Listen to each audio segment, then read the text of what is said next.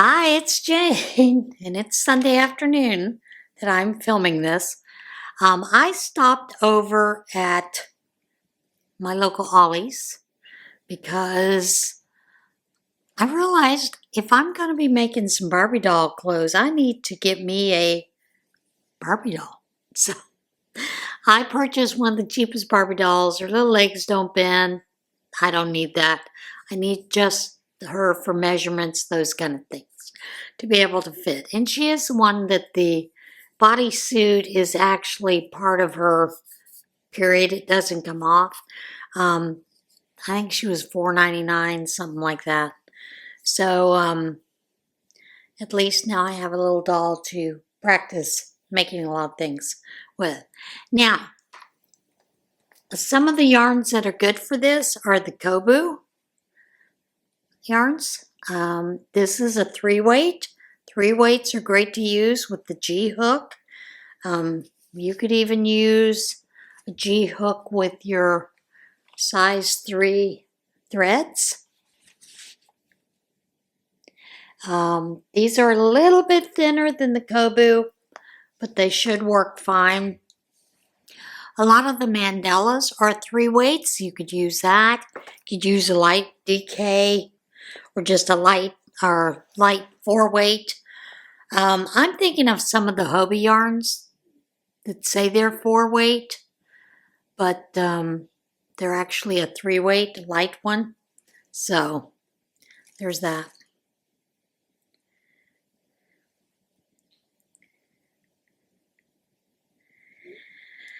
But yeah, those are some easy ways to work on some of these doll clothes if that's what you choose to do. I'm not working on anything today, so not yet anyway. And was thinking about maybe starting another dress. And then, of course, if you have some of the eyelash yarn, those kind of things, consider using that as trim around some of the dresses to fancy them up. But while I was at Ollie's, they also had the Yarn Inspirations Granny in a Square. So I picked up 2 of the amethyst colorway. And yeah, I haven't planned on buying any yarn, but you got me. You know, what are you going to do? Sometimes you get stuck and you do it. You just buy the yarn. Ronan has been playing with his mouse today. We found it last night in my bag where he hid it. He's been mouseless for about a week and a half. And I knew that he had a mouse around here somewhere. Just didn't realize he'd hidden it in my bag. And he likes to do that sometimes. Hide it for me to find it. He's a silly cat. But I got the cats a cat tree, which I need to put together, and I just haven't done that yet.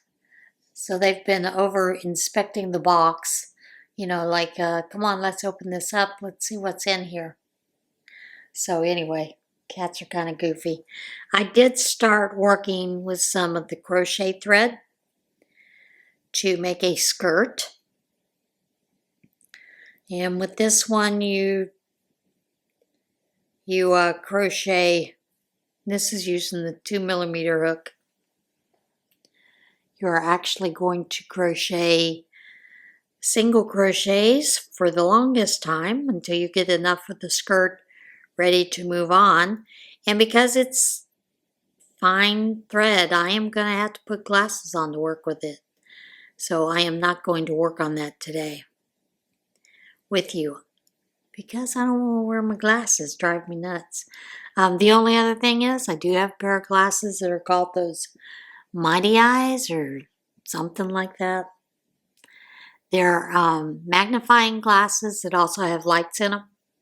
And I use those lots of times for eye protection when I'm sewing. Helps me keep from getting eye fatigue, which I don't necessarily need glasses. My vision is 20/30 now, since my cataract surgery has happen.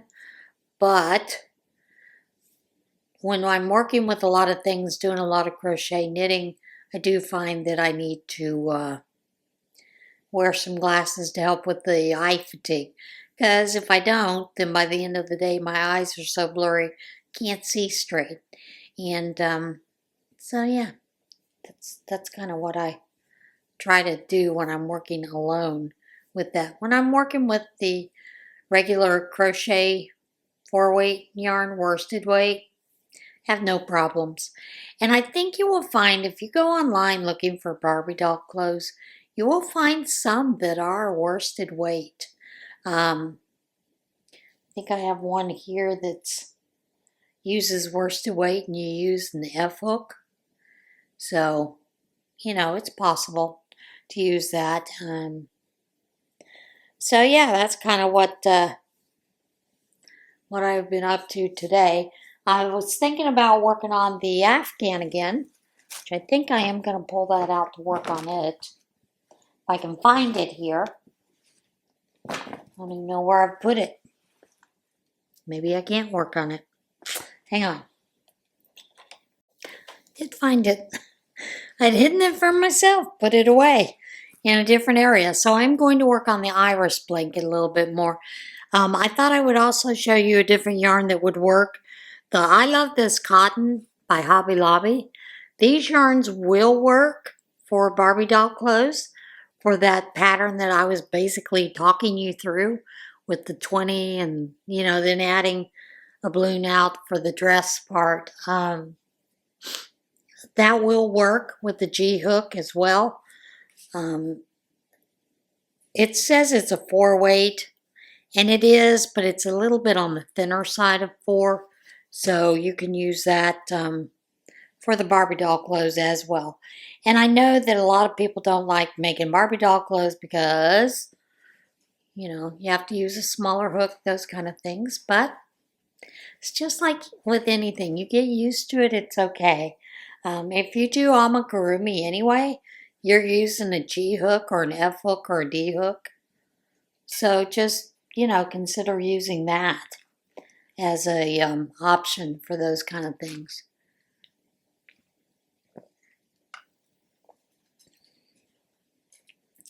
And yeah, that is kind of where I'm going with these doll clothes to work on those and do those. I will be filming a tutorial probably Tuesday afternoon, how I start the doll clothes and, to make that one dress so you can actually see it. I know a lot of people like to see it, don't like to just hear what I'm doing. But, and then we'll just play and explore some different ways to create some things. I am planning on using either a size 3 of the crochet thread or even the size 10 to do a hexagon cardigan for the dolls. I just want to see if it can be done. And so I will take you along on that journey as well once we get to it. The whole idea is just to have some fun. And the reason that I am doing the Barbie dolls is we did have someone that donated a big tote full of Barbie dolls for the Operation Christmas Child. But the only clothes that they had were the clothes on their back. So my thoughts were it would be nice to be able to do a bunch of Barbie clothes, and I will probably also sew some that so that those could be put in for next year's Operation Christmas Child. And yes, I have already started working on next year's Operation Christmas Child items. So just thought it would be nice maybe, to also along the way purchase some organza bags to be able to put just a stack of clothes, Barbie doll clothes, in with those Barbie dolls next year. Because that is a big thing that goes for anywhere from 5 to the 14-year-olds, 5 to 9 and 10 to 14. It's not really recommended for the 2 to 4, and that's where the baby dolls come in. Of course, baby dolls you'd make some baby doll clothes if you wanted to. I hadn't really thought about that. Basically, with the baby dolls, I try to make a blanket, a pillow, and maybe a sleeping bag for them so that they have that. But I guess you could also include some baby doll clothes, change those babies' clothes. The only other thing is we had someone that had purchased a doll who was, I want to say was about 12.5 inches tall. That doll would not fit into that box.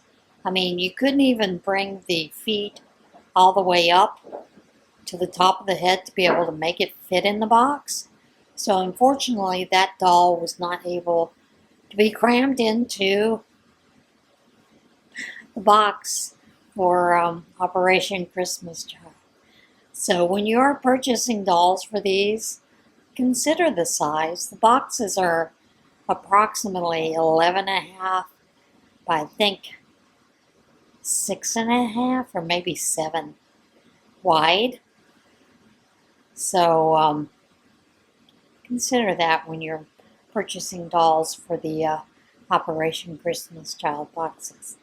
The dolls at the Dollar Tree and Dollar General have the smaller ones. They're probably about 5 to 7 inches, 9 inches. That's a good size for the Operation Christmas Child boxes. So consider that. But yeah, I did go back and look at some of the things with the Anna Kepner, and I was wrong. The biological brother is not older than Anna. He is actually younger. He's younger than the stepbrother. But like I said, that whole case is just bizarre. They have said that her cause of death was, strangulation from a chokehold, which is pretty sad. And my first thoughts when they were talking about that she was found under the bed by the cleaning crew, wrapped in a blanket with life preservers on her. Having been on a cruise, my first thought is there's not a whole lot of room under those beds. But I realized when I was looking at my suitcase that I carried, it's probably a big enough space to stash a body if you were so determined.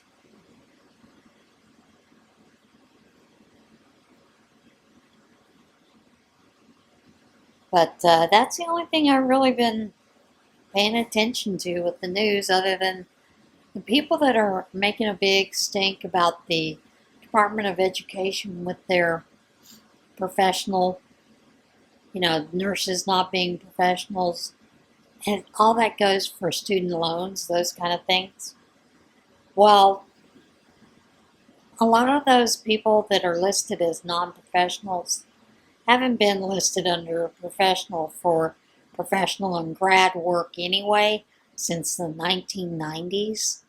So it's not really a big thing.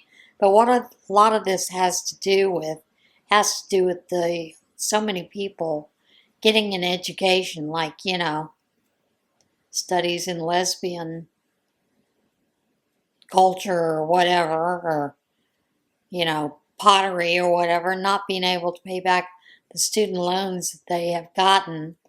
So there's been a lot of people that have defaulted on student loans.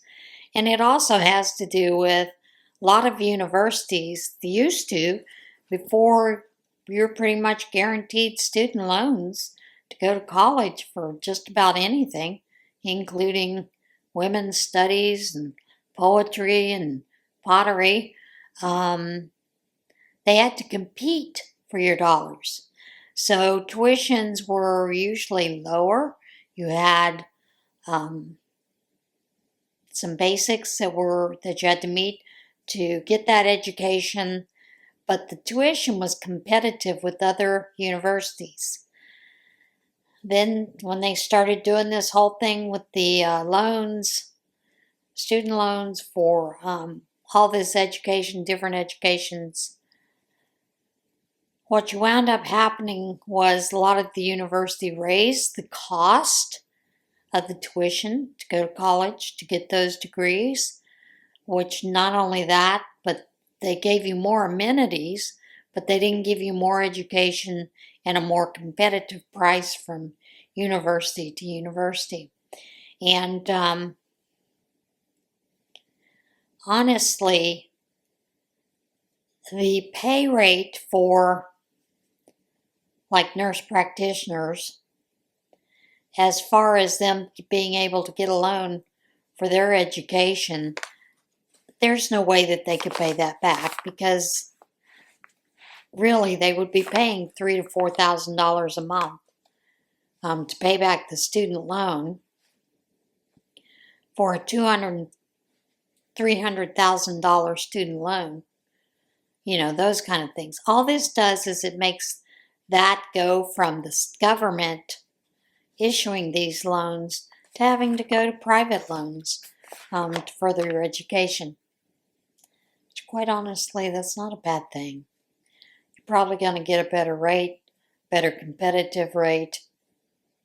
So, and in turn, what you've seen is a lot of hospitals require that their ADN people actually have to go back to get either their bachelor's degree to continue working in the hospital or their master's degree, but then their pay isn't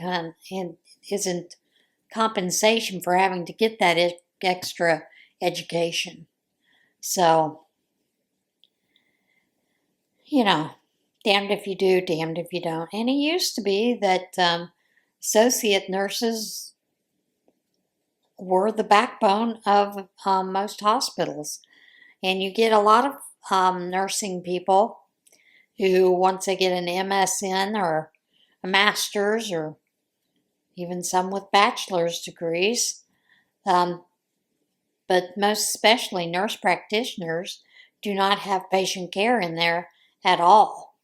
So, and the people you need that are in the hospital caring for the patients are the ones that are doing patient care.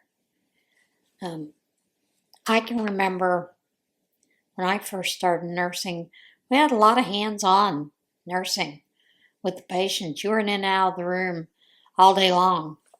And I can tell you, times Thomas was hospitalized, and I was there almost 24/7. They wouldn't let me stay after 9 p.m., so I had to leave from 9 p.m. to 8 a.m.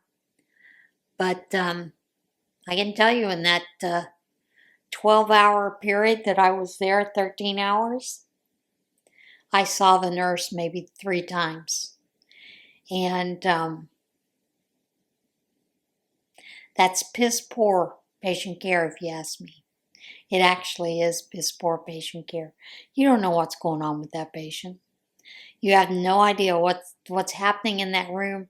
You need to have eyes on that patient quite a few times during your shift, instead of 1, just to give meds, 2, just to hang an IV, that kind of thing. And I stand by that. Today, the nursing care, compared to what it was in the past, is pitiful. It's absolutely pitiful. And yeah, you do have to be, and I'm sorry, nurses, but you got to do better. You know? Can't stay at the nurses' station all day long, not keep checking on your patients. Come through and see if they need anything. Come through and check on them. Ask them if they need a back rub. We used to do those kind of things all the time. A lot of hands-on. Nowadays I see less hands-on, more charting. Or more sitting behind a desk. So,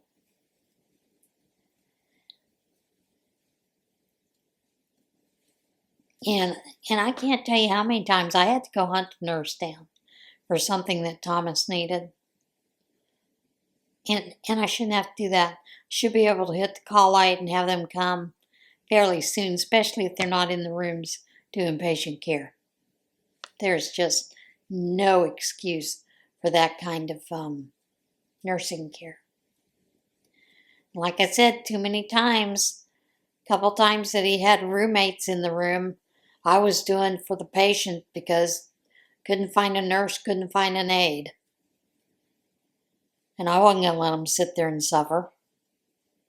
I know, bad, right? Shouldn't have done that, but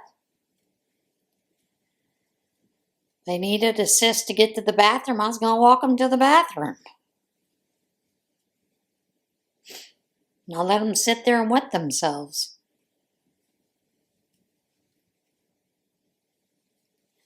Also, when they needed help with eating their food, I would help. And that's, like I said, nursing care today seems to be kind of abysmal compared to what it was when I was active nurse.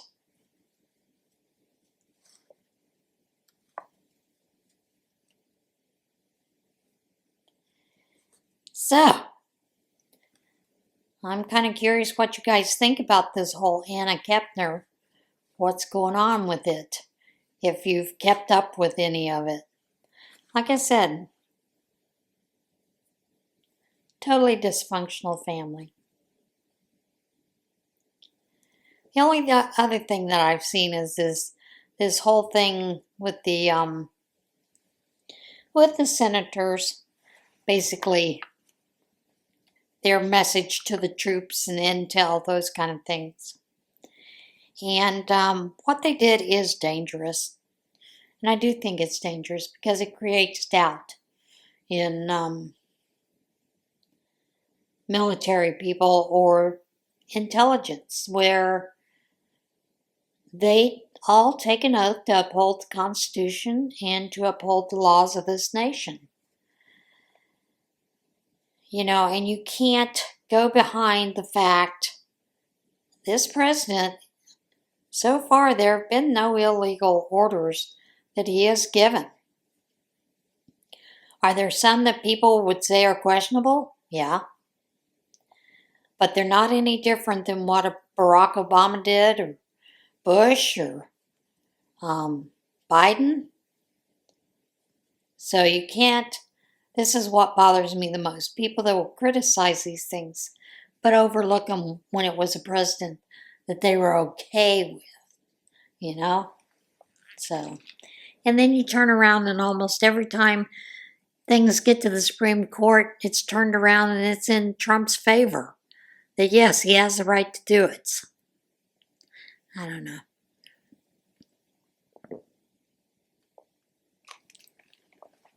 Kind of makes you wonder, right?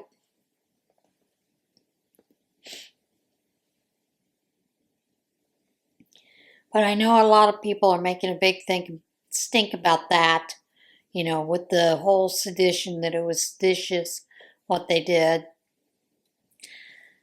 You know, I'm kind of questioning whether it's sedition or if it's treason. And of course, military, they know full well if they refuse to follow orders, they can be court-martialed and all kinds of horrible things can happen to them. You know?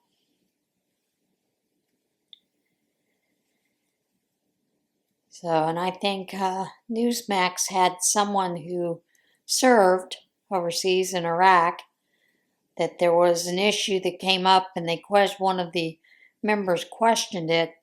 So the whole mission was aborted because of it, which created even more of an issue.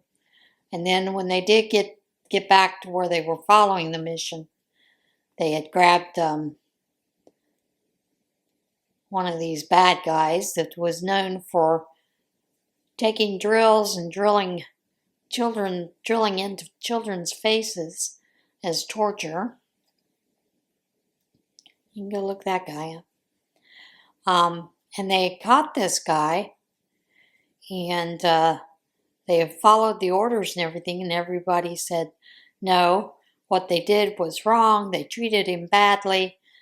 So they were putting these folks up for court-martial, and then they were acquitted within, a couple of days when the truth came out.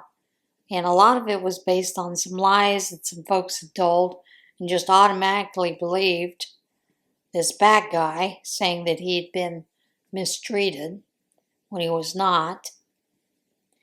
And it's almost to the point where you feel like not only our police but our military, maybe they should always have body cam to protect themselves. And then, of course, that's going to raise the cost of military service and equipment that's needed for these fellas, gals and fellas. So, and the only other thing that I've seen people are making a big stink about is the CDC has removed the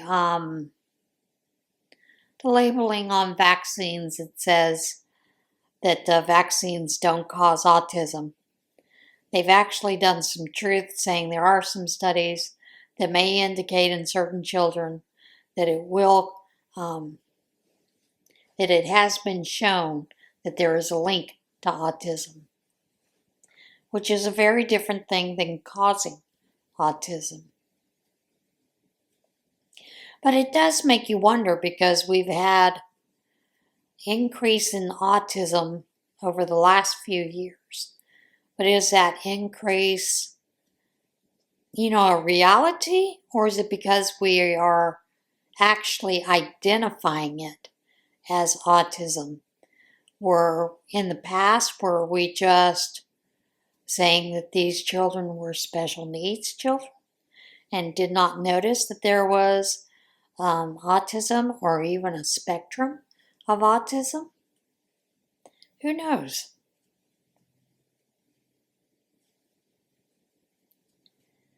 We may never know. So,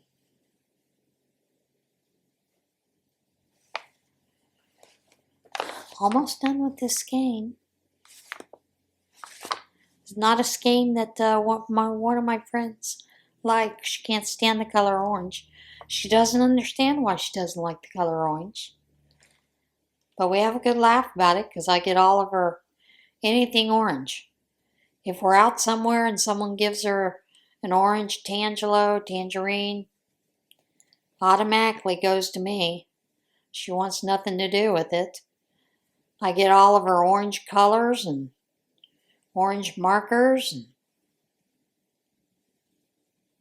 that kind of stuff. If she has purchased a group of gift bags, to hand out to people and there's orange in it, I get the orange bags. Doesn't bother me a bit, but I do think it's funny. Sometimes our aversions can drive the way that we do things. And I always tell her, I say, well, what do you do when you need the color orange to color something, on any of your cards? She goes, I just don't color anything orange. So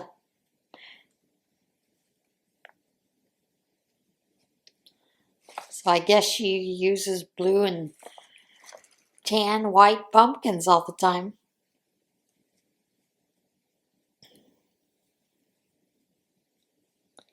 Have a couple of cups that are coming today.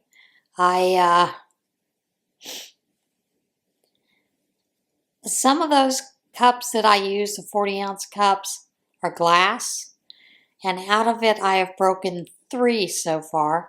I have one glass cup that's 40 ounces left, and that's the one with the lemons on it. So I have ordered some acrylic that are like this. This is a 40 ounce and it's acrylic plastic. but the other ones are see-through. I have two of these. One is blue and one is green.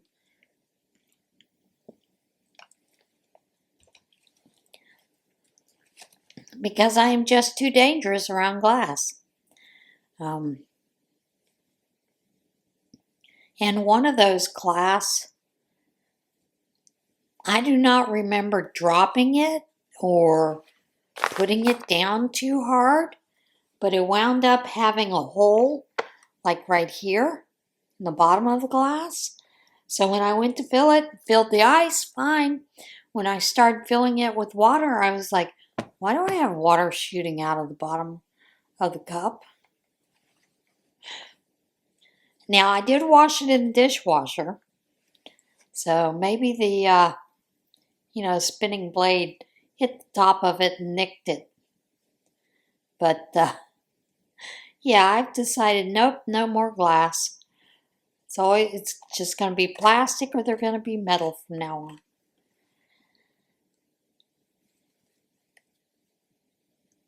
That's going to be the end of it. I just cannot be trusted with big glasses. And I've really never been a fan of glass anyway. And I often wonder if that's the reason my mother got Tupperware when we were younger. Do you remember the metal Tupperware cups? Drinking out of those. Everything was nice and cold out of those. And then the plastic Tupperware cups.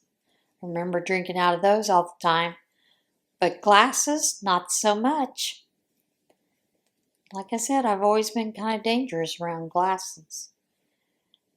Usually wind up breaking them. Corningware, is hard to break, but you can break it. I've broken it. So, yeah, sometimes you gotta change things up in the way you work so that you don't have to worry about breakage.